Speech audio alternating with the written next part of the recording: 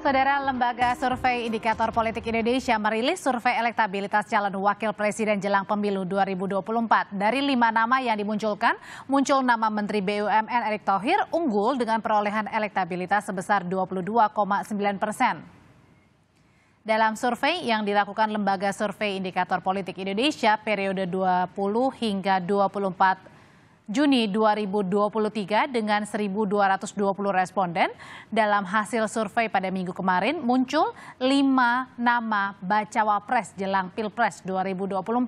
Posisi pertama ada nama Erick Thohir unggul 22,9%, posisi kedua Ridwan Kamil 20,1%, kemudian ada nama Sandiaga Uno 17,5%. Yang berikutnya menduduki posisi keempat adalah nama Agus Harimurti Yudhoyono AHY dengan 12,5% persentasenya, dan di urutan kelima ada nama Khofifah Indar Parawansa 9,8%, dan 1% responden tidak menjawab atau tidak tahu. Nah, ini 5 nama saja yang kita uji, dan kita kerucutkan terus. Hasilnya konsisten, ya, konsisten seperti ini. Ini traynya sebelah kanan, jadi sekalian bisa cek di sini, ya, traynya. Nah, bagaimana dengan tadi? Ternyata setelah kita, kalau tadi kan di atas adalah berdasarkan generasi based on simulasi 23 nama ya. Nah, kalau ini khusus yang 5 nama, ternyata polanya tidak berubah. Ya. Erick lagi-lagi unggul di kelompok generasi muda, nih ya. Kemudian Kang Ridwan. Ketua DPP PDI Perjuangan Puan Maharani menyebut 5 nama bakal calon wakil presiden untuk Ganjar Pranowo. Siapa kira-kira yang paling mungkin dipilih Megawati Soekarno Putri? Erick Thohir, Sandiaga Uno, Andika Perkasa, AHY, atau mungkin Caimin? Kami bahas sore ini bersama dengan Yandri Susanto, Wakil Ketua Umum PAN, dan juga Adi Praitno, Direktur Eksekutif Parameter Politik Indonesia, dan juga ada Wasekjen P3 Rapi Herdiansyah. Sore Bapak-bapak. Sore, Assalamualaikum. Sore, Assalamualaikum warahmatullahi wabarakatuh. Waalaikumsalam. Sore. Saya mau ke Bang Yandri dulu nih, yang paling hot, yang paling panas belakangan tadi pagi baru berlangsung adalah makan pagi. Mas Erick, Pak Prabowo, Pak Ganjar, dan juga Mas Gibran. Ngomongin apa makan pagi tadi ini, Bang Yandri? Ya kalau makan biasanya ngobrolin makannya dulu kan. Ini enak nggak makanannya? Sambil makan ngobrolnya apa aja, Bang Yandri? Tapi ini karena situasi sekarang sudah mendekati kontestasi pemilu, apakah itu pemilu Pilpres maupun legislatif, tentulah segala gerak-gerik, tampakan layar, foto atau situasi kebersamaan itu menjadi perbincangan publik yang tidak jauh dari kira-kira apa nih koalisi di 2024. Nah, kalau dari PAN, saya sudah sampaikan beberapa kali di berbagai kesempatan, PAN sampai hari ini belum menentukan pilihan berkoalisi dengan siapa, tapi kami dalam Bang Yandri, mohon izin, ini suaranya agak terputus-putus. Mungkin saya ulangi pertanyaannya. Jadi ngobrolnya ini ada khususkah tentang topik di Pilpres mungkin? Ada kemudian juga obrolan yang kemudian menghangat. Karena kan ini tidak main-main loh. Ada Mas Gibran, baca pres Pak Ganjar, baca pres Pak Prabowo, termasuk Mas Erick yang menjadi unggul hari ini survei yang dibaca Wapres. Ya, saya pasti ada pembicaraan mengenai kontestasi Pilpres. Tapi apakah pembicaraan itu serius atau tidak, ya saya nggak tahu, karena itu kan ada Pak Prabowo sebagai capres dari Gerindra, ada Pak Ganjar capres dari PDIP, dan ada Pak Erick Thohir yang kami gadang-gadang selama ini di setahun terakhir yang kami tawarkan untuk posisi sebagai calon wakil presiden. Apakah itu berkoalisi dengan PDIP, yaitu dengan Ganjar Pranowo, atau dengan Pak Prabowo. Jadi 2 kemungkinan ini kami tawarkan Pak Erick Thohir, yang sampai sekarang belum ada kata final, Mbak. Jadi saya kira dinamikasi komunikasi itu tetap akan terjadi. Nah, tapi pertemuan ada Gibran, ada Pak Prabowo, ada Ganjar, ada Pak Erick.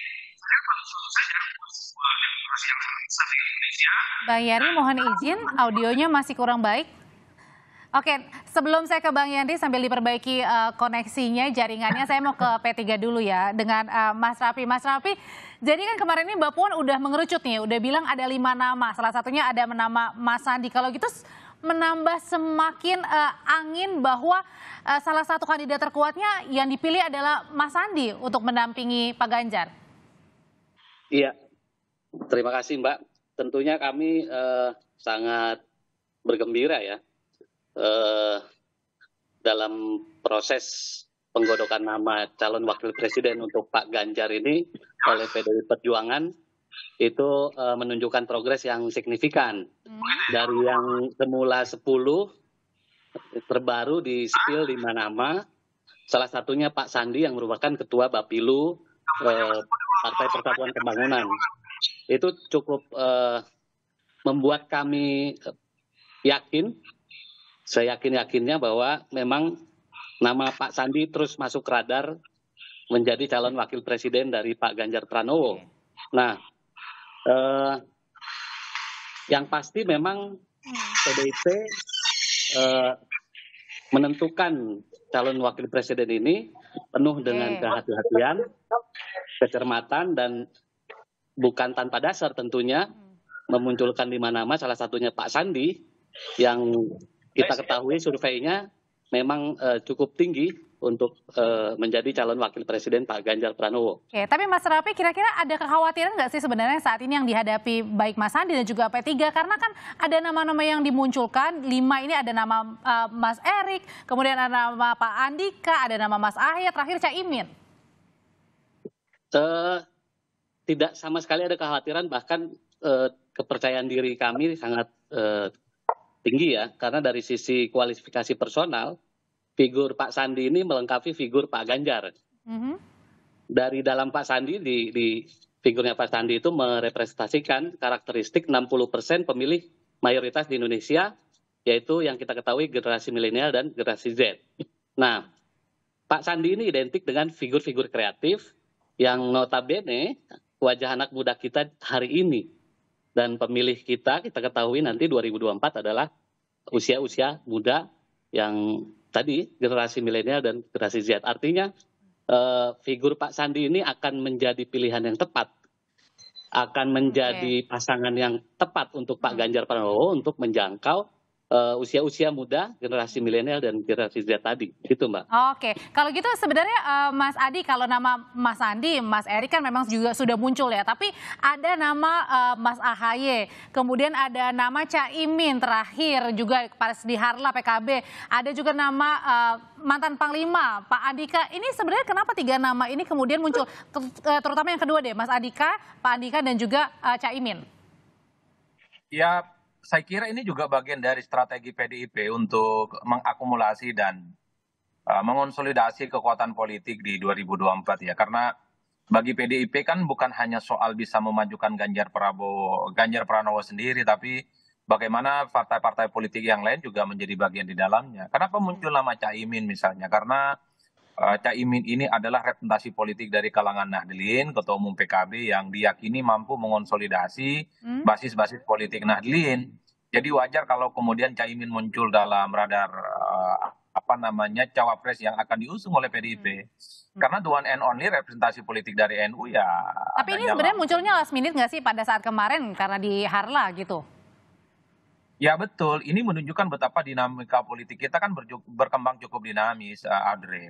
PDIP sepertinya juga berkepentingan, seperti halnya Prabowo Subianto juga berkepentingan dengan suara-suara Nahdlin yang memang mostly sampai saat ini itu terakumulasi di pemilih-pemilih PKB. Begitupun dengan AHY, saya kira memang pemilih-pemilih yang lain juga berharap supaya AHY saat ini misalnya dan Demokratnya mampu melakukan rekonsiliasi politik dengan PDIP, sesuatu hal yang sangat mungkin terjadi di 2024.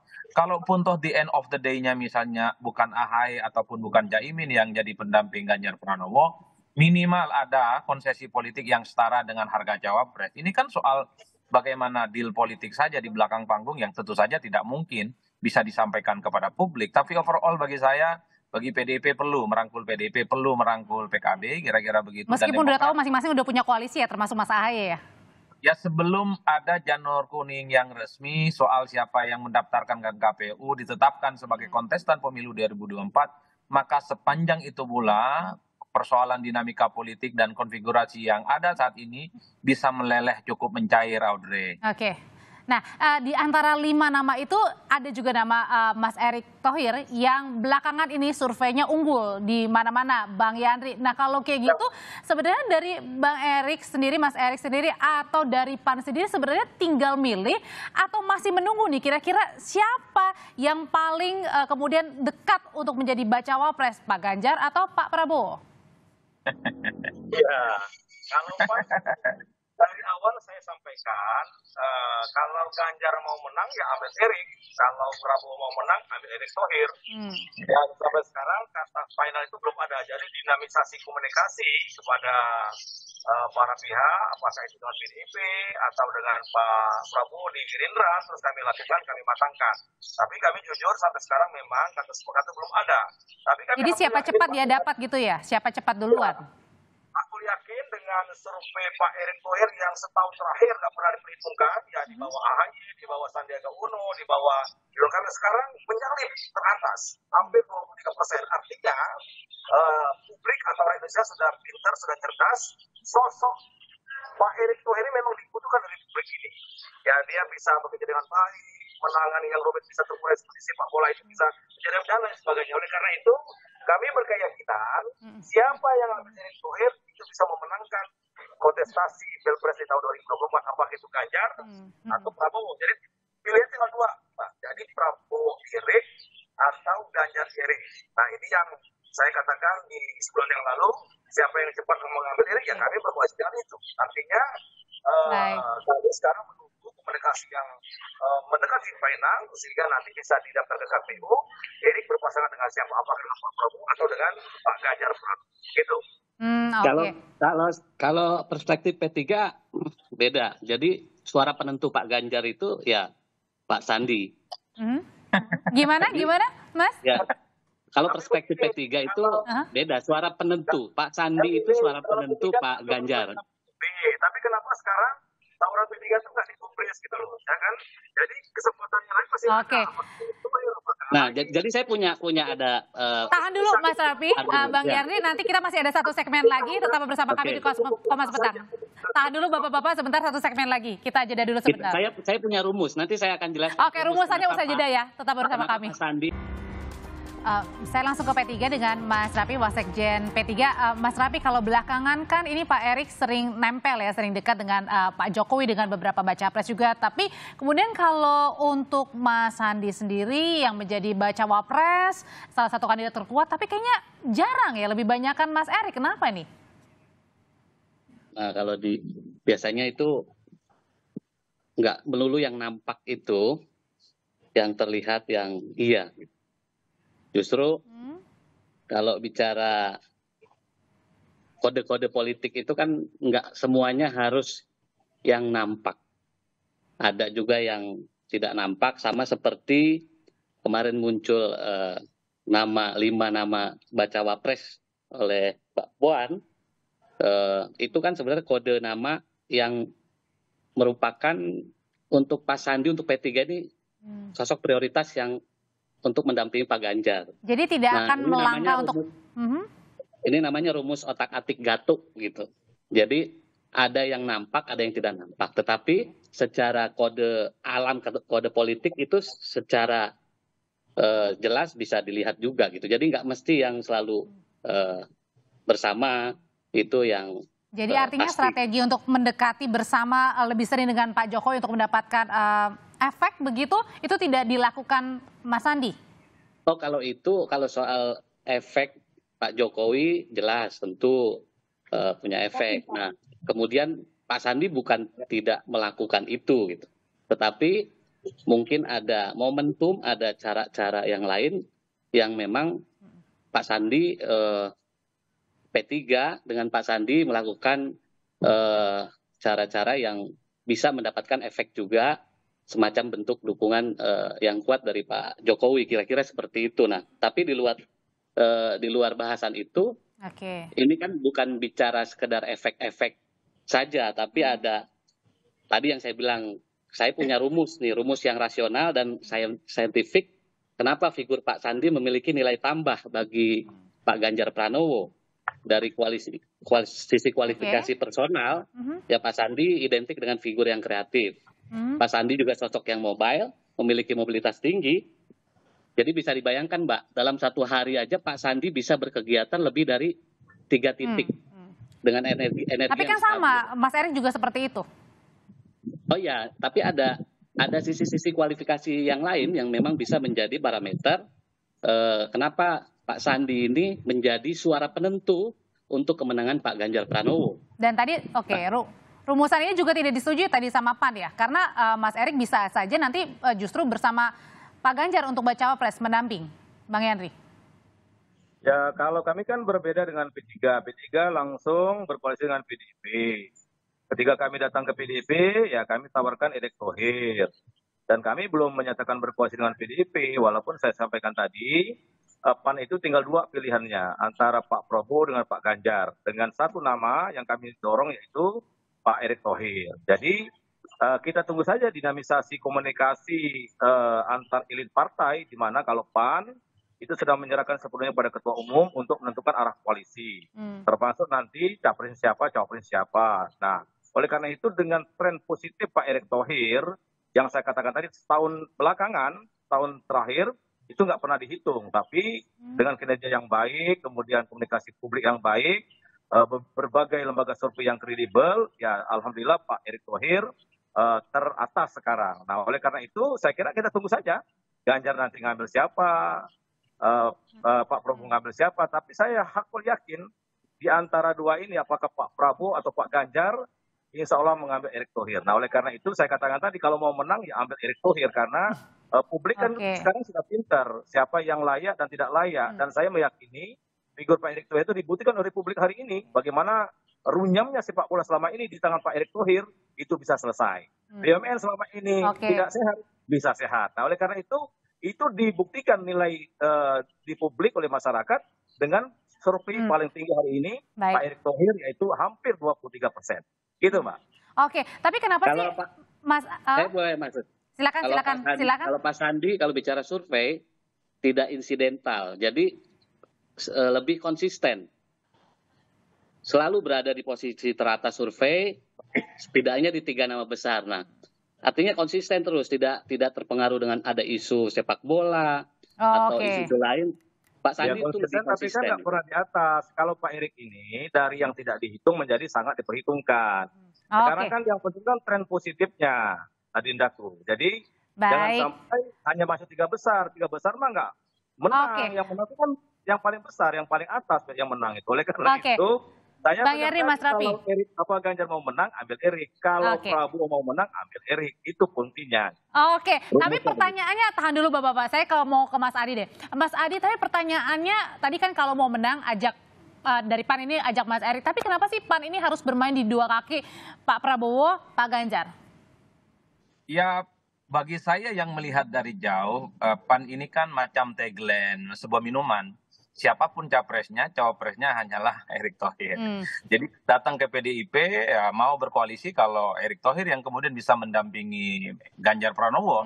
Begitupun ketika datang kepada Prabowo Subianto, kalau bisa menggaransi Erick sebagai wakil, maka disitulah kemudian pelabuhan politik yang akan dilakukan oleh Partai Amanat Nasional ini semacam ingin menaruh telur di 2 keranjang. Ini tinggal keranjang mana yang mau menaruh. Jadi siapa cepat ya yang deklarasi gitu ya mengambil. Kalau P3 opsinya terbatas, hanya 1 keranjang, the one and only ya, Ganjar Pranowo bukan yang lain. Karena P3 sudah memutuskan berkoalisi dengan PDIP. Nah, yang kedua, ini yang menarik sebenarnya, Audrey, bahwa Erick Thohir ataupun Sandi memiliki elektabilitas sampai Sidratul Muntaha menjulang ke sana secara ideal berpasangan dengan siapapun dan bisa mendongkrak suara. Tapi kan kita tahu gembok soal cawapres itu sampai saat ini di PDIP itu hanya ada di Megawati Soekarno Putri, bukan yang lain. Gembok cawapres di Gerindra itu ada di Prabowo Subianto dan Muhaimin Iskandar. Nah, bisa tidak Bang Yandri ini meyakinkan Prabowo dan Caimin untuk memberikan gembok itu kepada Erick untuk bisa mendampingi Prabowo? Ini Mas Adi. Bentar. Hingga sore hari ini, Sebentar Bang Yandri. Erick Thohir itu akan menjadi cawapres. Apakah Prabowo atau Ganjar, pasti ada yang ngambil. Insya Allah. Oke, tapi pertanyaannya gini, Bapak-bapak, Mas Adi, ini tidak hanya Mas Erik, Mas Sandi, tapi juga ada dua calon yang berlatar belakang militer. Ada nama Pak Andika juga. Ini kenapa pemilihannya akhirnya mengerucutnya salah satunya Pak Andika, mantan Panglima, Mas Adi? Ya, saya kira memang Pak Andika ini merupakan salah satu figur yang memiliki portofolio yang dinilai punya potensi mendongkrak dan bisa menggaransi kemenangan di Pilpres ya. Karena kalau kita melihat irisan pemilih di 2024, kita mengacu angka-angka statistik, pasangan capres terutama dari kalangan sipil, cawapresnya dari militer itu juga relatif masih digandrungi, Audrey. Ini juga yang bisa menjelaskan kenapa AHY itu masuk dalam radar cawapres Ganjar Pranowo yang belakangan ini mulai disebut oleh Puan Maharani. Jadi ini sebagai bagian dari testing the water, semacam beauty contest sebenarnya, di mana partai-partai ini mencari portofolio ideal sebagai pendamping untuk memenangkan pertarungan politik. Bagi PAN nggak ada pilihan lagi ya, hanya Erick Thohir. Bagi P3 nggak ada pilihan lagi, hanyalah Sandiaga Uno. Tapi the end of the day-nya itu tadi, siapa yang bisa membukakan gembok posisi cawapres untuk masing-masing poros ini. Di PDIP itu ada Megawati, di Gerindra itu kunci gembok cawapresnya ada di Prabowo Subianto dan Muhaimin Iskandar. Itu sampai hari ini. Entah ke depan sehari dua hari ini mungkin Bang Yandri. Tapi nama Pak Andika ini bisa jadi menguat begitu daripada dibandingkan dengan cawapres yang lainnya seperti Mas Erik dan Mas Andi kan baru dapat KTA nih dari PDIP. Ya kalau membaca angka-angka statistik tentu Pak Andika Perkasa ini kan relatif kurang muncul secara signifikan. Yang ada itu kan hanya sebatas popularitasnya di angka sekitar 60%. Elektabilitasnya juga tidak muncul secara signifikan. Cuman kan Pak Andika ini diuntungkan karena dekat dengan PDIP dan bahkan disinyalir sudah mendapatkan kartu anggota dari PDIP. Ini yang kemudian membuka peluang Andika Perkasa pun juga sangat mungkin akan dipilih oleh PDIP untuk mendampingi Ganjar Pranowo. Itu artinya PDIP akan memilih kader internal mereka untuk bisa maju di 2024. Tentu dengan tidak mengesampingkan partai-partai yang lain juga punya potensi untuk bisa dirangkul. Tapi overall bagi saya ini semacam cek ombak, cek pasar kira-kira. Dari sekian begitu nama yang dimunculkan, kira-kira siapa yang mendapatkan resultante, respon positif dan memungkinkan bisa mengunci kemenangan. Dan dari 5 itu sudah pasti ya? Atau mungkin justru jangan-jangan last minute muncul di luar 5 nama itu? Ya politik kan dinamis, Audrey. Siapa dulu yang bisa menyangka tiba-tiba ada nama AHY, tiba-tiba ada nama Caimin, dan tiba-tiba ada nama Andika. Ya last minute-nya mungkin juga akan muncul dari tokoh-tokoh NU, muncul juga dari tokoh-tokoh Muhammadiyah, yang seperti belakangan seliuran ya seringkali kita dengar. Bahkan kalau kita melihat Kiai Maruf Amin tiba-tiba jadi wakilnya Jokowi itu nggak ada dalam rumus itu. Ini soal bagaimana dinamika politik kita yang memang sering berganti musim dan cepat berubah di tikungan akhir. Jangan-jangan nanti belum tentu juga Mas Erik ini menjadi bacawa pres salah satunya, jangan-jangan Bang Yandri. Kita harus yakin, optimis ya, karena Bang Erick Thohir ini dekat dengan semua kalangan, dengan Ibu dekat, dengan Muhammad dekat, dengan Pak Jokowi dekat, dengan Pak Ganjar dekat, dengan Prabowo dekat, artinya tidak punya handicap untuk berkomunikasi. Nah oleh karena itu komunikasi terus kami jalin, Pak dan Ketua Umum terus mematangkan arah koalisi. Dan saya katakan tadi siapa yang duluan ngambil Erick Thohir ya kita akan deklarasikan. Dan yang dipastikan SK tentu yang akan dibawa ke KPU supaya tidak lagi seperti kejadian sebenarnya Maruf Amin. Nah oleh karena itu kepastian Erick Thohir nanti berpasangan dengan siapa mungkin tidak terlalu lama lagi karena kita juga butuh untuk melakukan konsolidasi di akar rumput. Maka komunikasi dengan partai politik Bang Jo selalu lakukan termasuk dengan Pak Jokowi. Kalau untuk Mas Andi sendiri, Mas Rapi, kemudian apa untuk mengejar untuk bisa unggul lagi nih surveinya? Karena kan tadi tidak main-main ya, 4 pesaingnya begitu untuk bisa unggul memenangkan hati Bu Mega juga. Mas Rapi? Silakan Mas Rapi, belum di-unmute. Oh, oke. Suaranya hilang ya, Mbak? Ya, aman ini, Mas, silakan. Oke, jadi kalau bicara kerjasama politik, terus soal siapa yang dipilih ini juga kan kita melihat irisan-irisan. Kalau bicara 5 tadi nama, irisan Pak Sandi, P3 sudah punya irisan dengan PDI Perjuangan, artinya koalisi atau kerjasama. Nah, tentu PDIP Perjuangan sebagai partai politik yang mengusung Pak Ganjar sebagai calon presiden juga sebagai partai politik yang mengedepankan nilai-nilai kebangsaan tentu akan melihat nilai irisan-irisan yang itu tadi secara etika, secara ini sudah punya kerjasama dengan partai mana. Nah, kalau bicara Pak Erick Thohir yang hari ini oleh PAN dan juga sedang berkomunikasi dengan Pak Prabowo, secara resmi belum punya kerjasama dengan PDI Perjuangan. Jadi kalau kita bicara head to head antara Pak Erick dengan Pak Sandi. Karena P3 Singkat Bang Yandri. PDIP tidak merasa cukup dengan P3 saja, mungkin perlu menarik partai lain, termasuk partai PAN mungkin, ya kan? Baik. Karena itu dengan P3 nggak cukup, tarik PAN, tapi saya bilang kalau mau PAN, Erick Thohir. Oke. Ya, tetapi secara positifnya. Mohon maaf Bapak-Bapak, saya harus potong karena waktunya terbatas, tapi kita nanti akan ada di lain kesempatan, kita akan berdiskusi bersama. Terima kasih Bang Yandri, Mas Adi, Mas Raffi, sehat selalu. Oke, terima kasih. Assalamualaikum warahmatullahi wabarakatuh.